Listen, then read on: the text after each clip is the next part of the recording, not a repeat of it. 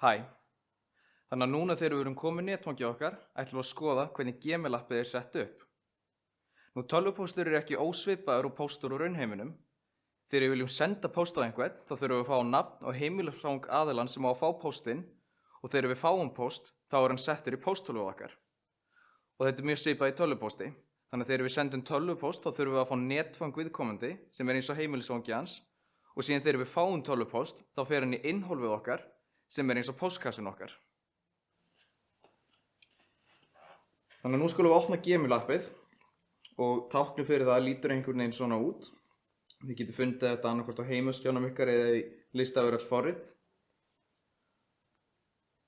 Og núna þurfum við að setja upp netfangið okkar.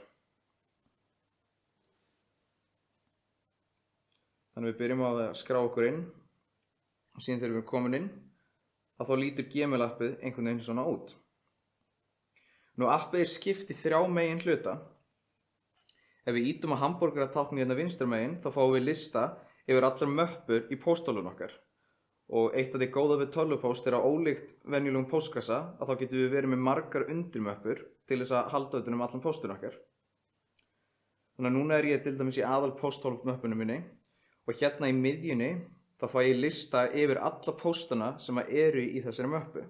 Og ef ég skipti til dæmis yfir í aðra möppu, þá takk ég eftir í hvernig þetta breytist og við fáum lista yfir aðra pósta.